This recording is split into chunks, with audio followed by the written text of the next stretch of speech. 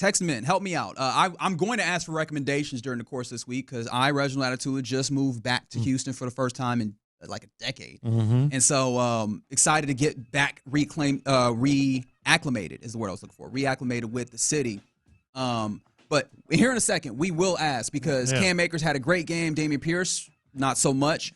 What does the running back room look like to you? Like, how is that seeming to shake out? But I did want to, again, make sure that I'm introduce myself because there's a lot of people like, who is this voice on the radio? I'm Reginald Adetula. You can call me Reggie. It does not hurt my feelings. And I'm a new part of In the Loop. We're going to do some things to kind of touch the show up and make it a little bit more ours as we go along as a group, but it's also yours. So please get involved at every turn if you possibly can because it'll make me happy, and it'll make us happy, and it'll make the show better. It's going to be great, man. It's going to be absolutely fantastic. The whole building is very excited, and I'll say it because he won't. But Reggie is a supreme rising talent in the industry, and he's Houston's own. Y'all keep selling me high, and I am naturally as a person sell low, like under promise, over deliver. He's all right. And so he's all right. All right. So I'll do my best to make sure that I do indeed over deliver as much as possible. That seems to be Cam Akers' get down. He had a pretty solid showing in the course of this dress rehearsal game. Obviously for him, not necessarily. Yeah. And actually, I think that was something that you mentioned. You probably would have liked it to be a little bit more of a dress rehearsal for him in so much as playing with the ones on the day. But Cam Akers had a fantastic showing as a dude who's coming back from 2 Achilles injuries. I guess you maybe could see it a little bit. He was still very, very productive, and you can see at least the veteran brain that he has as a running back in the course of this game. The story for me this weekend, and there's a lot of good stories. The one kind of vexing story, the confusing story, is Dameon Pierce. If we're being honest here, and we always try to be honest, Dameon Pierce at best, at absolute best, is the 3rd best running back on this team. We know what Joe Mixon is. Yeah, correct. No commodity. Cam Akers has passed him because this wasn't just a one-off either with Cam Akers. No. Not only has he done it in the past, but coming off the 2 Achilles, he's done it this year. Yeah. In the preseason. I had the good pleasure, and I guess peeling the curtain back, was here last week. Or last week? Yeah. Last week? Yeah. Man, time flies. I was here last week, and I had the opportunity to watch the game versus Pittsburgh. Yeah. With Clint and Sean, and that was something that was very apparent in that preseason game. It's like, oh, man, Cam Akers is a veteran, a consummate pro at running back, and he sees the gaps. And that becomes more and more apparent as it's not just Cam Akers. Obviously, Joe Mixon can do that. When Dare was in the game, my Nigerian brethren, right? Yeah. He finds the hole, he hits it. Jawar Jordan. J.J. Taylor is the one that I want to go to, but even Jawar Jordan was Jawar Jordan and British Brooks as well. Yeah. But J.J. Taylor had a game on him in this one as well. Yeah. Now, of course, this is in the second half as well, but you can see the difference between players and running backs in particular that know or at least feel more comfortable finding the gaps that they're supposed to hit, being able to hit them and getting a little something out of it. And it just becomes the framework. The framing is really bad for Dameon Pierce because that is something that he's having such a struggle with. 4 carries.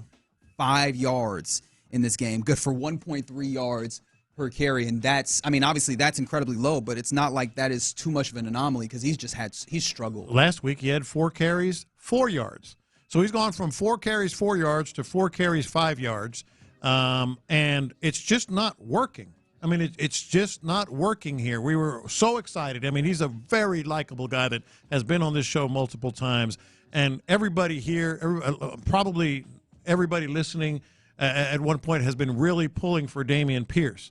It's not working, Reggie. It's not going to happen here. We thought maybe it was the system last year. Hell, one of the things that's likable about him is he said this offseason that it was a different world with this offense last year, and he's been working on it, and he's been trying to figure it out and trying to be productive in this. It's not. It's just not. Sometimes you got to be brutally honest about things.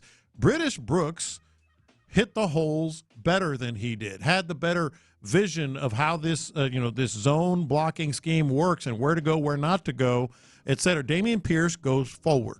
And I thought the one play that was the most telling of the entire game, of really Dameon Pierce's entire preseason, was when Derek Stingley got the interception, kind of looped into the end zone and tried to come out of the end zone, and he got tackled on about the half-yard line, or just inside the 1-yard line.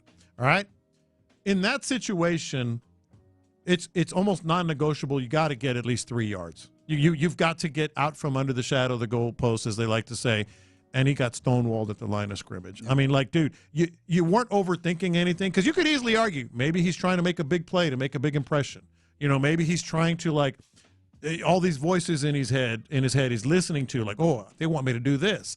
But when you're on your own 1-yard line, there's nothing fancy about it. It's find a hole, get through there, get us 3 yards or more. And I thought that was very telling. Like, he just ran right into the back of a lineman, you know, and it was a no-go. And the thing about it is, again, this is a history of things. And so, I'm seeing on the text line, again, that number 713-572-4610.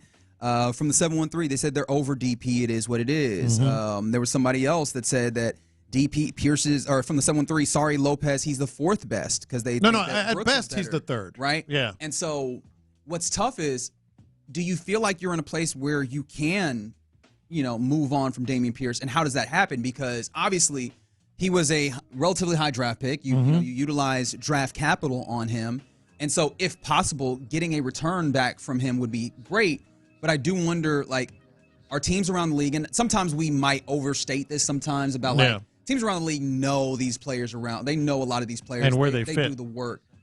Do you think that teams are going to be aware enough to know, okay, this is just kind of the particular scheme that's not working for him? That rookie year proved that he can run the football in the right circumstance, and that he could give you some value that maybe comes back. I thought Seth put it well this morning. You can maybe convince someone of that, even if they weren't all together in, because you can say, look what he did year before last in a different offense, and he had, 700 and something, whatever it was, yards rushing, and was productive and would break off big runs and everything else. And ever since this offense came into play, he's been nothing. Like, he is a classic example of maybe a change of scenery will do him good. He is the epitome of that. He's an absolute, guy that just doesn't fit here. And 939 rushing yards. 939. That's what it was. Like, he it's just not working, man. And you mentioned, I mentioned that he's at best the 3rd best. But you have to also keep in mind, Dare Ogunbowale is going nowhere. So there's 4 running backs there, and Dameon Pierce is one of them. I don't think you can have Dameon Pierce as one of them.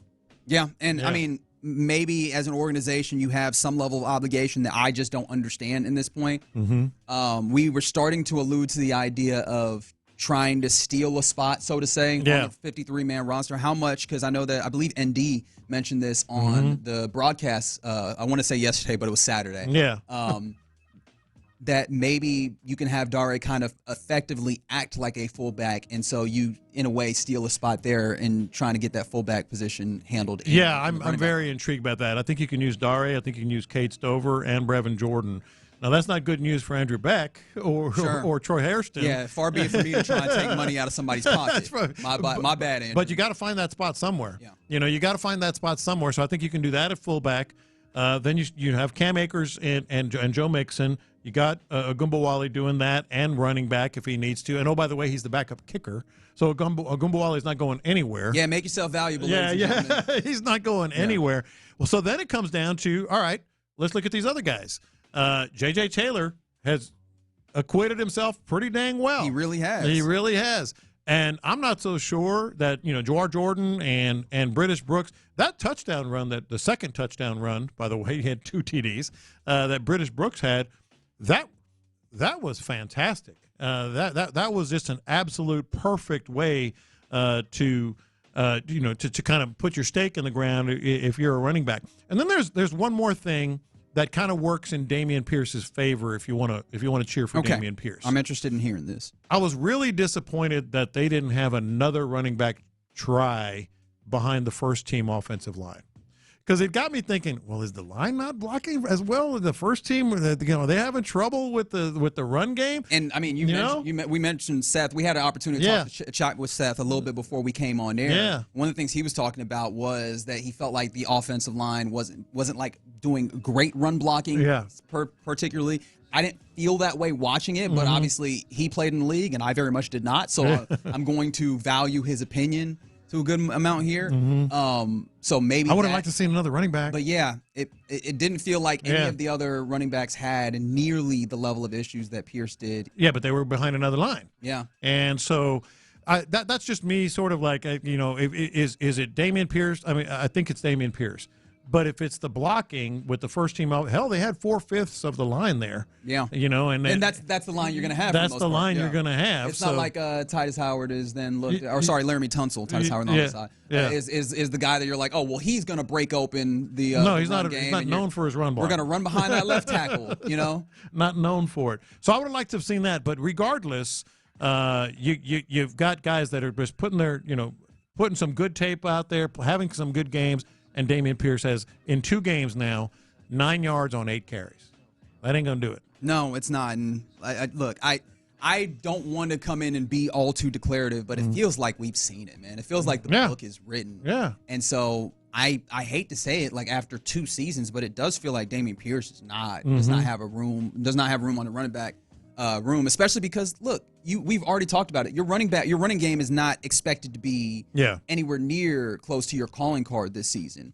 And so you need it to be sufficient. You need it to be capable. And I don't think that you can do that. And this is going to sound harsh, but lighting downs on fire. Yeah. Because that's exactly what it is. Who's not living up to the expectation. Well, and the other thing you have to realize, and I know there's still another joint practice to come, and a preseason game maybe for some of these running backs. But if you started the regular season tomorrow, Cam Akers is your second team back. So Dameon Pierce isn't even really going to be getting touches. So what value does he bring to the roster?